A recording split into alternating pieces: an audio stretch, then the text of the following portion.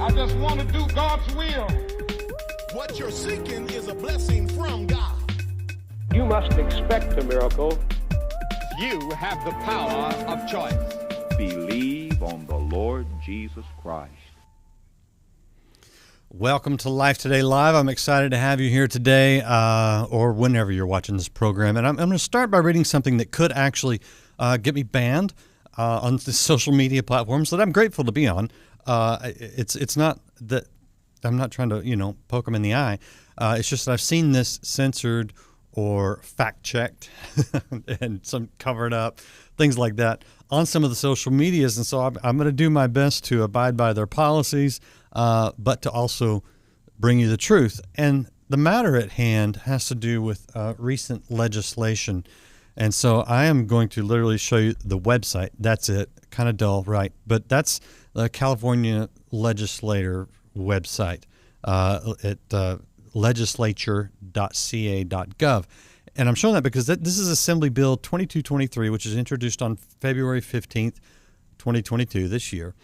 And I'm going to read from the original bill. It says, notwithstanding any other law, a person shall not be subject to civil or criminal liability or penalty or otherwise deprived of their rights based on their actions or omissions with respect to their pregnancy or actual potential or alleged pregnancy outcome, including miscarriage, stillbirth, or abortion, or perinatal death. So the way I'm reading this, because I'm not a lawyer, right? But basically, if you accidentally injure yourself when you're pregnant and you have a miscarriage, you're not going to be under penalty. Okay, great. It can also read to me, if I'm reading it correctly, if you're perhaps you have an addiction problem and it results in a stillbirth, that you cannot be penalized. Okay, abortion, that's pretty clear. But perinatal death, what is that? I had to look up perinatal because I'm not a doctor. And you find out that perinatal it's a period of time, starts anywhere 20 to 28 weeks prior to birth. And some of them say it ends a week after birth. Some say 4 weeks after birth. Interestingly, if you look at the National Institute of Health website, nih.gov, it says the perinatal period, broadly defined, encompasses the time frame from 1 year before to 18 to 24 months after the birth of a child, up to 2 years old. So in reading this, it basically says that if a child dies up to, if you use the NIH term for perinatal, up to 2 years old, there's no penalty for it, civil or criminal. There's no liability. There's nothing. Now, they have amended this bill because of the outrage at this sort of thing. But these people are lawyers. You heard the way it was written. This is not accidental. This is intentional. I don't know how you can, we could argue it, but it sure as heck looks intentional to me. This is the type of thing we're facing legislatively, and some of the attitude. It's not just, we're not talking about the morning after pill. We're talking about days after birth, that there are people who are okay with ending the life of a child. That's a big deal to me. And to my guest today, she's got the longest intro ever. And I apologize for that. But you don't have to read all of it. Yeah, right, I know. But Abby Johnson is my guest. And for those of you who don't know, maybe you missed the movie Unplanned. Tells the story of a part of her life, and I'll let her tell it in her own words. But she's got a new book, and I do want to show that. It's called Fierce Mercy, because I really like what she's talking about, because this is an issue when you talk about abortion and now killing kids after they're born that stirs up a lot of passion in people, and rightly so. How do we handle it the right way? So we're going to talk about that. We invite you to be a part of the conversation. Chat is open. Please share, hit like, subscribe, follow, whatever. Abby, great to have you on Life Today Live. Thank you. Thanks for having me. I want your take on the legislature, because I know it's not the only place that kind of thing is being at least proposed. I don't know that it's passed anywhere. But what in the world? What is going on? Well, unfortunately, this sort of is the shakedown. This is what happens in a post-Roe world. So, we're not there yet. Roe has not been overturned, but Roe is hanging in the balance right now. A decision has already been made from the Supreme Court. It just hasn't been publicly, put out there for us. We think that Roe could have possibly been overturned. That decision could have been made. And so this is where we are. So now we have these really liberal states that are making decisions, crazy decisions, to essentially codify Roe. And I guess, Randy, if you're a person who I worked with an abortionist one time and I remember this is when I was working at Planned Parenthood, I remember thinking, this is nuts. But now I look back and I think, well, I guess it makes sense. He told me one time that he believed that it was perfectly fine for a mother to kill her infant 24 months after birth. He said, I think infanticide should be legal 24 months after birth. And I remember we were in my car. I was driving him to the abortion clinic where I worked. And I said, why 24 months? Why not 25 or 26 months? And his answer was, well, you have to stop somewhere. Okay. And when you think about it, I guess, it makes sense. There's no difference. If you support abortion, there is no difference in a baby in the womb that is 8 weeks, 24 weeks, 30 weeks, 39 weeks. That baby is the same baby, right? And then there's no difference in a baby that is minutes from being born, and then minutes after being born, right? So if you're okay, which we now see states in Colorado, the District of Columbia, New York, all these other, New Jersey, these other states, Oregon, that have said it's perfectly fine to kill a baby until the moment of birth for any and every reason. Well, if you're okay with that, then why wouldn't you be okay with killing a baby after birth? Because it's literally the same baby. It is, but I think, where the differentiations come in, there's a point where there's a heartbeat. There's a point where there's brain activity. There's a point where there's viability. There's a point where you're actually delivered, born. And then the point that I've read that people that make this argument is that there's a point of self-awareness. And I think that's where they get that around 2-year-old mark, which to me is just murder. I've got a grandson that's 15 months old, was playing with him this morning. And if you told me that you were fine just, terminating the life of that child, you'd have to terminate mine first to get there, So I get how they're sort of making the argument, but it's all wrong. It's just so wrong. It's hard not to become one of those crazy people that I don't want to become, that is shouting out, "You're a murderer. This is like Nazi Germany." All those, But there's a point where you go, but people are dying, and now it's just it's one thing when you're, again, like a morning after pill. Okay, I can see how a reasonable person would say, well, if the fertilized egg is never implanted, then it never, down the road, and it happens naturally all the time. But to go right up into the moment of birth, like you say, 5 minutes before, 5 minutes after, there ain't no difference in that baby other than location at that point.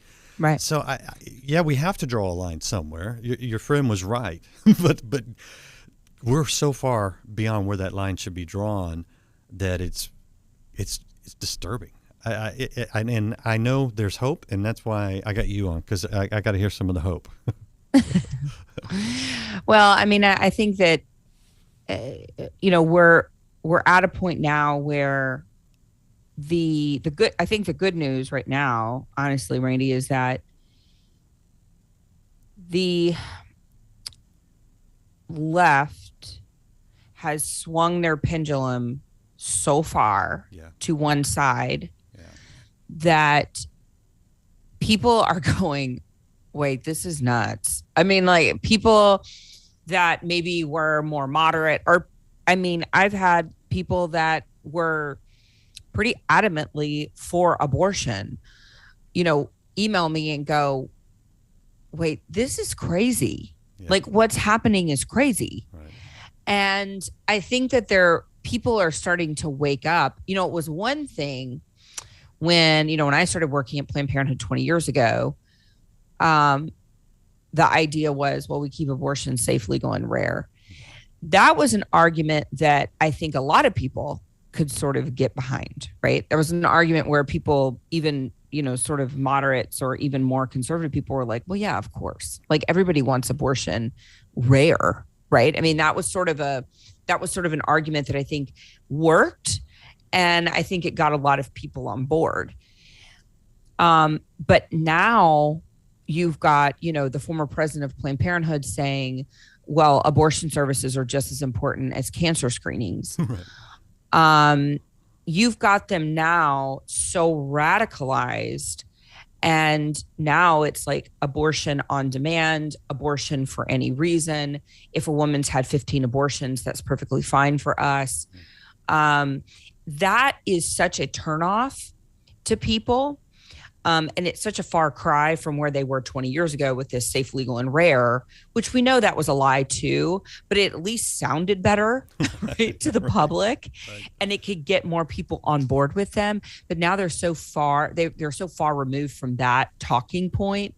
Now they're saying, abortion is sacrificial, and abortion is, it's a sacrament, and it's a good thing. And it's such a strange thing, and people are finally, I think, just waking up and going, this is nonsense, this is ridiculous, I can't support something like this. What are you seeing? Because I think that another big factor is the technology, the sonograms, the ease of knowledge for a young girl, because the first thing a 16-year-old girl that finds herself pregnant is going to do is go online, and she may easily find out, oh yeah, this is what's going on in my body right now, and see pictures of other sonograms.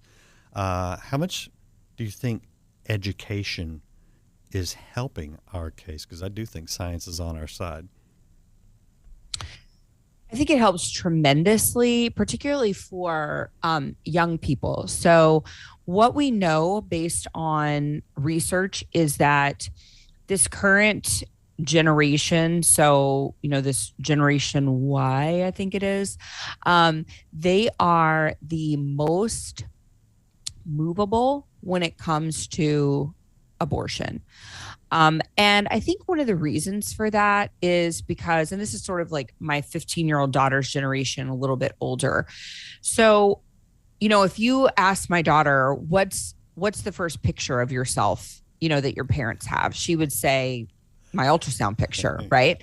And that is, that's generally what a lot of these young people say. My mom, I'm 41, my mom does not have an ultrasound picture of me. That was not available, to her, in 1980.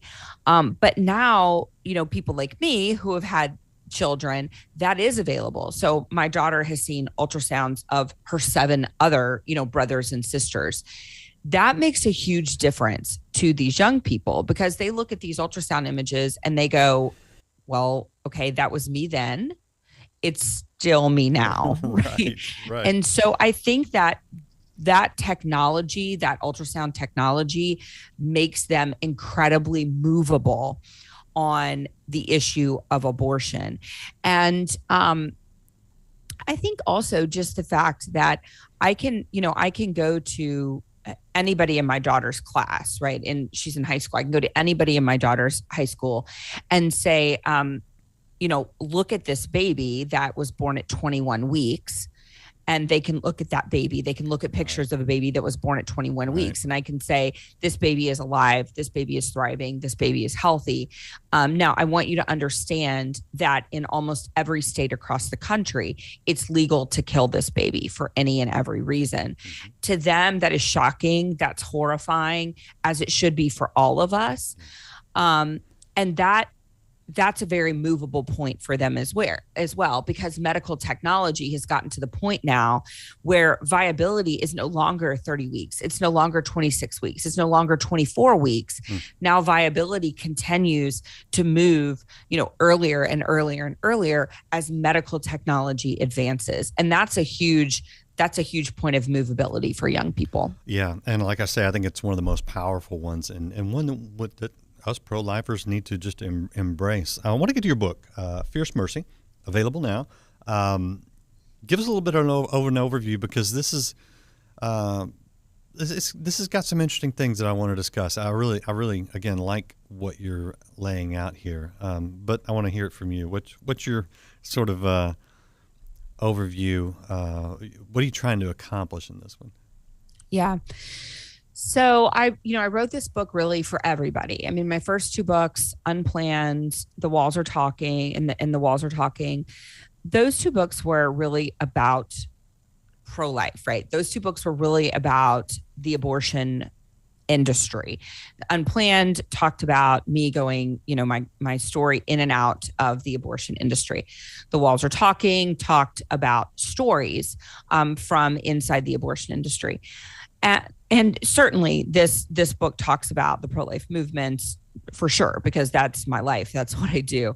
But I wanted to talk about God's mercy. That was really what I wanted to showcase in this book, and how God's mercy has completely just turned my life upside down in the best way possible. And I wanted to show people how God's mercy is truly available to everyone. And so I wanted to talk about how I have seen God's mercy really just be activated in my life, yes, through my ministry, but also as a wife, as a mom. And I wanted to tell stories about that. And so it's really a book, not just for people who are pro-life, but it for all Christians, for all believers. And so that was really, I just wanted to tell some stories like that.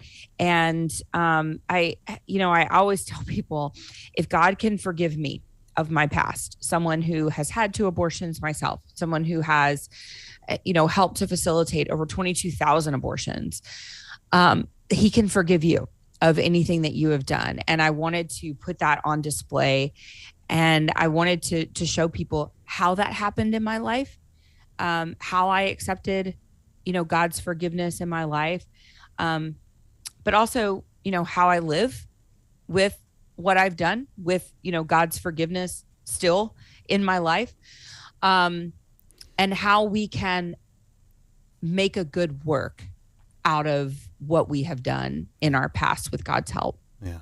A little insider for people. Sheila Walsh and I interviewed Abby last Tuesday for broadcast, and that will air in a few weeks.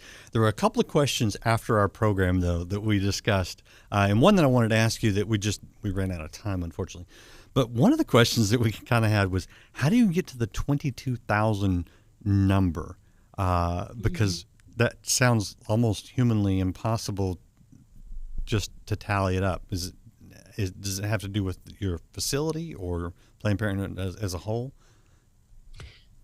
Yeah, I mean, unfortunately, it's not impossible. Unfortunately, there's many opportunities. I mean, it's my facility, yes. It's not as a whole. I mean, if it was as a whole, it would be a lot higher than that. Millions. But it's my facility. And then also I worked as a regional trainer in my last year at Planned Parenthood. So I was someone who went to abortion facilities to help them become more efficient. Yeah. And help to expand abortion services across our affiliate. And so when you do that, that sort of adds up. And then also, I had to include some of the education that I did, because There were a lot of women. For a period of time, I went into the school systems, and I also went into colleges. And so I was basically a person that went into these places. I was the person that was basically spewing propaganda to these young minds, starting in kindergarten and then all the way through college. And then, but at the college level, I had so many women that would come up to me and say, you know, I'm pregnant. What do I do? Yeah, right. And my job was to get them into a Planned Parenthood to have an abortion. Okay. And so, you know, for those women, I feel directly responsible for helping to facilitate their abortions as well. So the other part of that that ties into that is you do write in your book that it is a burden that you carry every day, and I struggle with that for a couple of reasons. I think one, you know, there's the part of me that says, well, yeah, you should, you know what I mean? But just, as we would say to anybody, you know, like, yeah, you know, but that's not my heart, because I know that's not God's heart, because his is one of mercy and of forgiveness. But there's a tension there between those two kind of reactions.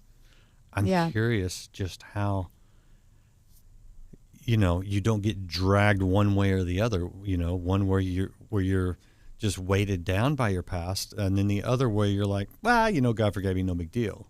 What's the right balance? Yeah, it is hard, because you don't want to get into a cycle where you're like, where then you're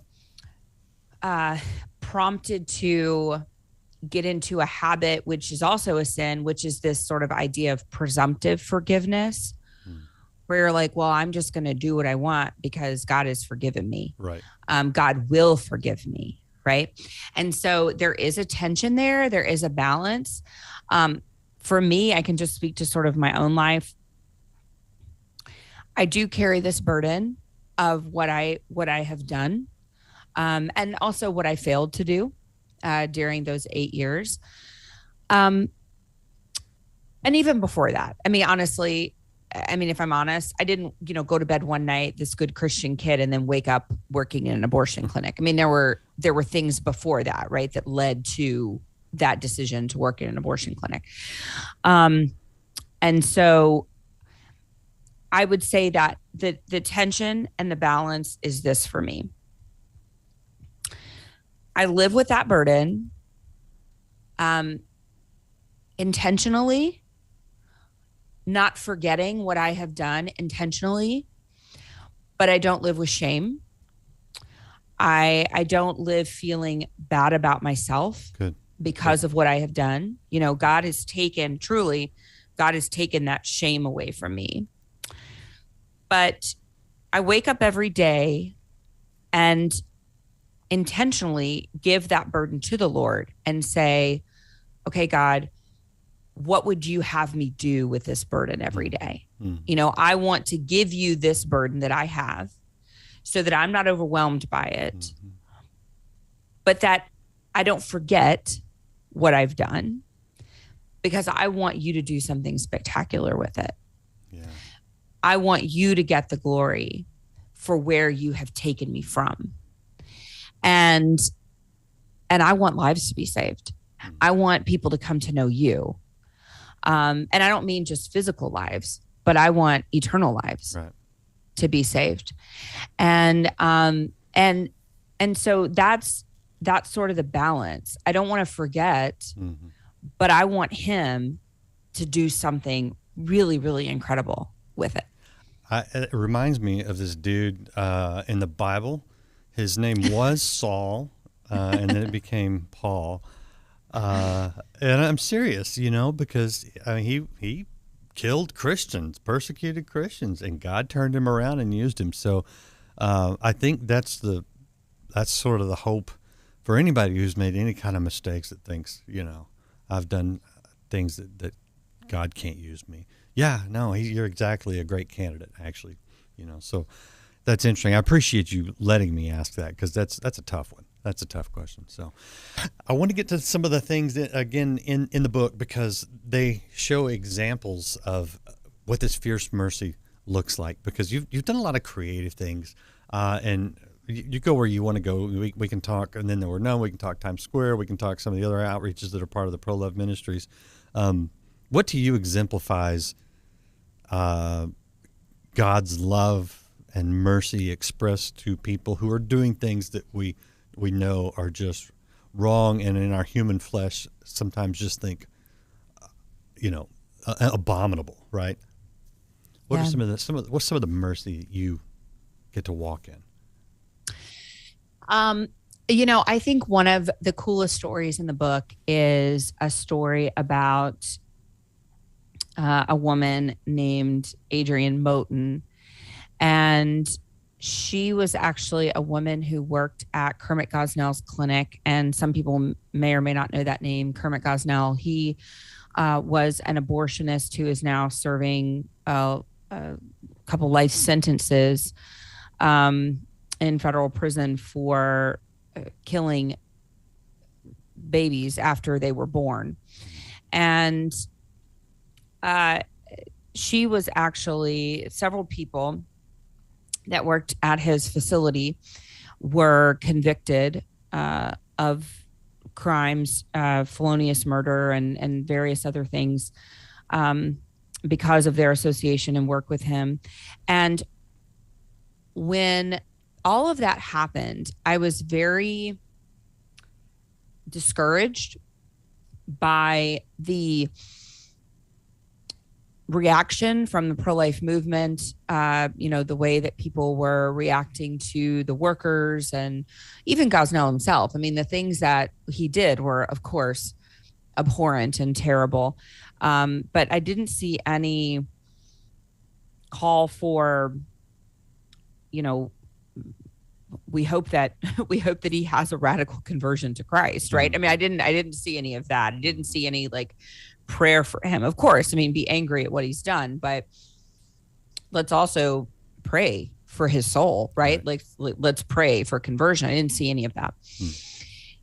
And so my best friend and I started writing letters after all of these people were convicted and they were in prison. We started writing letters to all of the workers and to Dr. Kermit Gosnell and his wife, Pearl. And we started writing letters monthly, and we would write them, we would pray over them, and then we would send them into the respective prisons. And we did this for months and months and months. What did the letters say? Basically, we just, after a while, I mean, in the beginning, we just sort of started talking to them about who we were. And that in the beginning, we started telling them, that we were seeing what was being said about them in the movement. And I was talking to them about my own story and basically just saying that I knew what it was like to go through what they were going through. I'd never been in prison, but I had worked in the abortion industry and I knew what it was like to carry that burden. And I knew that there was a God that loved them very much and that I wanted to see conversion for them, and that there were people in the pro-life movement that did love them, and that I was one of them, and that I was here if they ever did experience that conversion, if they wanted to talk about Christ, that I wanted to be here for them. And so we sent letter after letter after letter, I mean, every month, and never heard anything. And so eventually, we sort of, after a year, we just sort of were like, okay, well, we're going to send one letter. We're going to bless this final letter and send it and just pray that something happens. So 3 years go by, and one day my phone rings, and we run a 24-hour hotline for And Then There Were None, which is a outreach for abortion clinic workers who want to leave the industry. And so I was manning the hotline that day. And so all the hotline phone calls were coming to me. And so the hotline rings on my cell phone. I pick up the phone, and there was this woman on the other line, and she says, is this Miss Abby? And I said, yes. And she said, well, my name is Adrienne Moten. And I just immediately, tears just started pouring down my face. And she said, I don't know if you know who I am. And I said, Adrienne, I know who you are. I said, sister, I've been praying for you every day for over 3 years. And she said, oh, you have? And I said, yes. And Adrienne was one of the women that I had been writing to. Mm-hmm. And I said, oh my gosh. I said, did you get my letters? And she said, no, I didn't. Oh. I didn't get any letters. Wow. And I said, what? I said, I've been writing you letters. And I said, how did you know to call me? And a lady that was a minister in the prison system had gotten us connected. And I was like, oh my gosh, even though she did not get any of those letters I sent. Wow. God in his mercy still connected us. Mm-hmm. And she is now one of the most on fire Christians I know. Mm. She's completely turned her life over to the Lord. She speaks for us publicly and tells her story. Mm. She is so on fire for Christ. And I'm like, God, thank you. Thank you for making that connection. Even though I didn't make it, right? Like, even though I worked so hard to make that connection and I wasn't able through my own hands to make that connection, you made that connection. Yeah. And that's just how good God is. That is his mercy on display. Yeah, I love it. And that's exactly it. And that's hard for us to see. Tex Cobb, a name you might remember, he was the guy who actually did most of the killing in the Charles Manson murders.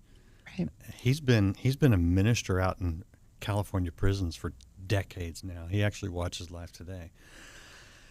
That's hard for us in our humanity to wrap our brains around, but that's the heart of God. He doesn't want any of us to perish. And even those who have committed, the most heinous crimes, God wants to save. And that's got to be our perspective. So that's what I love, the fierce mercy idea, because you never compromise the truth. You don't hide the truth. You tell people the truth, but you come with a grace and a love and a mercy that fights for the redemption of people, even while fighting against the evil that they may do. So I love it. What are your hopes? What do you want to see? What would make Abby Johnson happy? Oh man. What would make me happy? What would make me happy is if the American Christian Church really took to heart and got active in the abortion fight. Now there are some that are doing it. My church is one that's doing it. We do it very well. But I would say the majority of the Christian churches in our country are dangerously silent on the issue of abortion. And it's devastating. It's devastating to the women who are sitting in the congregation who have had abortions, men who have participated in abortion. They've driven women to have abortions. They paid for it. Yeah, no, that's real. Mm-hmm. Yeah. I very, very rarely get asked to speak at churches. It's my favorite thing to do, but I very rarely get asked to speak at churches. But every time I do, without fail, I don't think there's ever been a time where this hasn't happened. Every time I do, I will have a woman come up to me, an elderly woman come up to me, and she will say to me, I had an abortion 40 years ago. Maybe I had an illegal abortion, 55 years ago. And that woman will say to me, "You're the first person I've ever told." Wow. And these are women who undoubtedly have been sitting in church their whole life with this anguish in their soul. But for the first time, they feel like they can release that secret. And it brings me to tears every time I hear them say it, because I think, man, that anguish has, in a way, it keeps them separate from God, because they must feel like in their spirit, I can't admit this because it's too heavy for the Lord to forgive me. Right. And that breaks my heart for them. But I think one of the reasons is because we are not talking about this enough. We are not letting people know that our churches are a safe place for people to heal from anything. And we are treating abortion as this unforgivable sin in the church. And that is such a lie. And it's limiting God in such a profound way. We are limiting him, and we're essentially calling God a liar. And that breaks my heart. Either God is the one true God, and he's the biggest God ever. He's the only God, and he's so big and we're so small, and he can forgive us of any transgression, everything, or he's not. Yeah. And I wish that the churches were proclaiming that truth. And I feel like we're failing, and we're failing our congregation. We're failing women in the church who are sitting there possibly with an unplanned pregnancy, who feel ashamed. And instead of saying, "This is the place for you, sister. This is the place. We want to love you. We want to love your baby. We want to welcome that baby. We're going to throw you the biggest baby shower you've ever seen. We've got women who are going to mentor you, women who are going to walk alongside you. We've got a ministry to walk alongside you." Instead of doing that, we are sending them into the arms of the abortion industry. And that pains me greatly.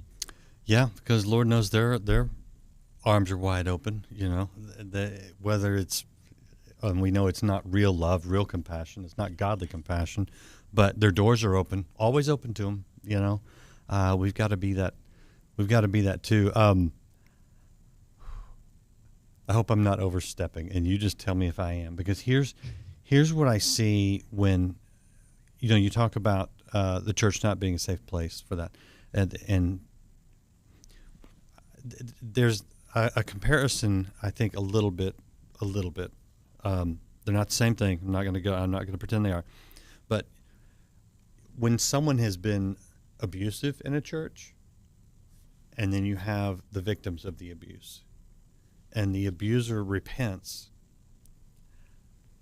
it's oftentimes very hard for the victims to even accept that, ever. Even if it's like, okay, I accept it, but we have to be separate. I would get that. I would probably support that, right? But there's an inability because it's always, we want to restore the pastor who has failed, but what about the victims? Which is a legitimate question. In this case, we want to restore the women who have had an abortion, or who maybe have worked in a clinic, even like you did. The victims have no voice. What would you say to, the ones who aren't here because of the work, or even to the women who had an abortion, at your advice, your encouragement, the college girls, whatever? If you were face to face, what would you say to them? Yeah. I actually have that. I have had that opportunity Really? before. Wow. And what I have said to them is that I'm sorry. I wish I would have known better.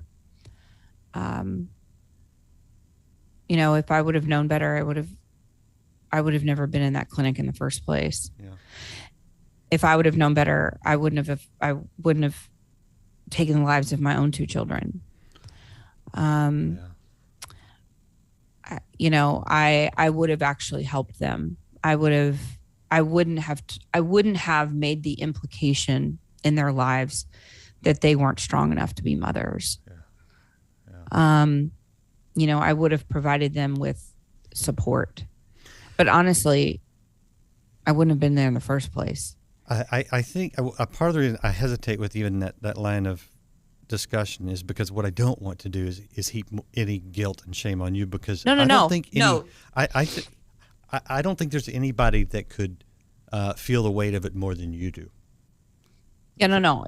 It's fine. It's fine to ask me that, because I think that we cannot, and I say this all the time, and I say this we actually have a healing retreat coming up this weekend. It starts this afternoon for our abortion clinic workers. One of the things that we have them do in our retreats, we have them write an admission of guilt. Oh, wow. We can't heal from what we don't recognize that we've done. And so I think a very important part, it doesn't bother me to have questions like that asked of me, because I fully recognize what I have done. Yeah. I fully recognize that I coerced women into having abortions, that I lied to women. Now, sometimes I didn't recognize that I was lying. Sometimes I didn't know I was lying. Right. Sometimes I did. And I did it because I wanted to keep my job. I did it because I had a quota to meet. I did it because I was pressured to do those things, but it was still a lie. It was still wrong. And so part of it is sort of this admission of sin, this admission of guilt. It's the reason that we have them write out, the number of abortions that they help to participate in. You have to know what you're healing from in order to heal. And so, no, it's perfectly fine. And I think that we have to be honest in the church where we have failed people. Yeah. I think we have to be honest, right.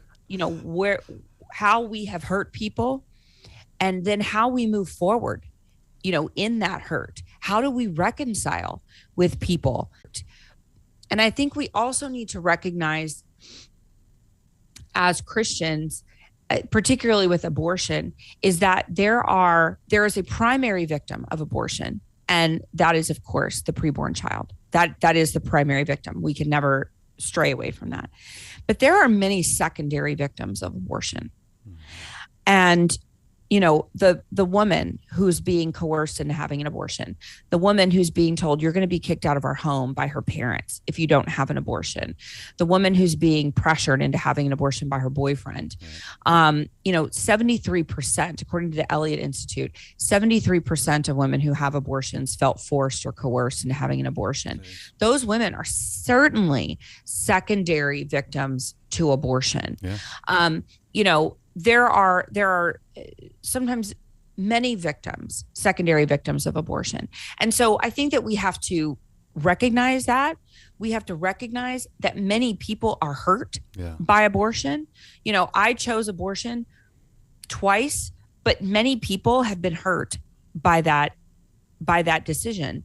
My parents have been hurt by that decision, right? My parents still grieve the loss of their two grandchildren that they will never meet this side of heaven.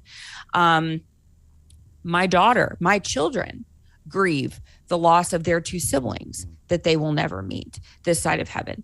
Abortion hurts everyone that it touches. So we live in a very wounded society. We need to recognize that. We need to give grace to people as much as God gives grace to us. So we cannot walk around being this angry, clanging gong everywhere we go. Right. We need to recognize that the church is a hurting place. The church is a place for people who are hurting. The church is a place. It's a hospital, right? Yep. It's a hospital for the sick. And so we have to give grace to every single person that we congregate with, every single person that we encounter. We have to recognize that we all have hurts. We're all healing from something. Yeah, I couldn't say it better, and I think you're 100% right. I also need to get the log out of my own eye before I go griping about the speck in yours, right? We've all failed, and failure is failure. So sin is, one sin may be worse in human terms, but it's all short of God's glory. So we got to remember that grace. Abby, thank you. Is the thing that you're about to do this afternoon, is that through Pro Love Ministries? So that's through, and then there were none. Okay. And if people go to my Facebook page, there is actually a prayer sign up, and we have prayer going every single hour of the day, all throughout the night, because we have women that wake up, we are unearthing trauma and things that happen. So sometimes 2:00 in the morning, we will have a former worker wake up with a nightmare. And so it's only facilitated by therapists. I'm a therapist. And we have 2 other therapists that are there that facilitate, the Christian therapists that are there facilitating this. And so sometimes in the middle of the night, we are having to deal with a trauma, something, with PTSD. And so we need people praying at all hours of the day, all hours of the night. People can go to my Facebook and they can sign up to pray during this retreat. Very cool. Is there anything else that you're doing out there, either with Pro Love or on abbyj.com, that you want to mention on top of the book? I want people to know where to go for resources to, maybe they just want to invite you to come speak at their church, their church, because it needs to happen more often, or if there's someone who's struggling with this, either side of an abortion. Yeah. So probably the most sought after resource I have right now is called loveline.com. And it is a 24-hour crisis line for anyone who is in crisis, whether it is a single parent who is in need of help, whether it is a woman who is pregnant who is in need of help. Anyone is, if you're a victim of domestic violence, if you're a victim of sex trafficking, anyone, and I mean that, anyone, woman or man, who is in a crisis situation, you can go to loveline.com, and we have case managers there who are willing to help walk you through whatever crisis you're in. That's good. I also want to show you Abby's website.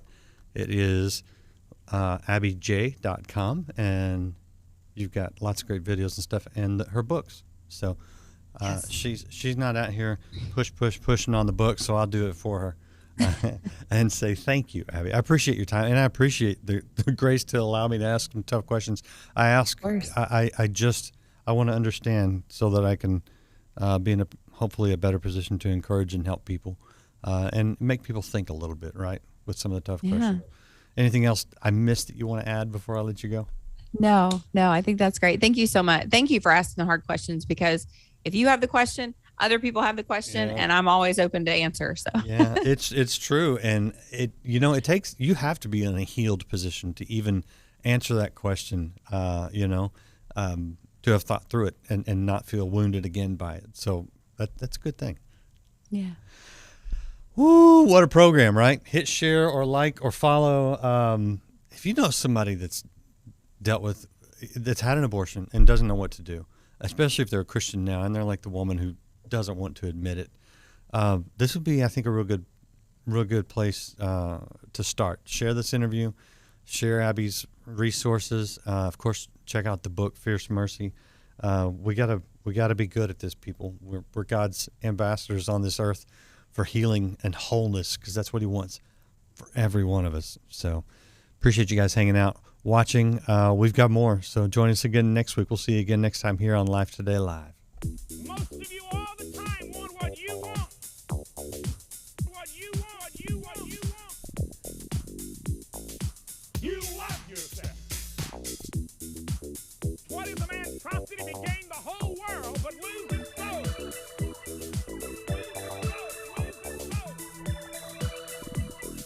Everything this world has to offer is as rubbish.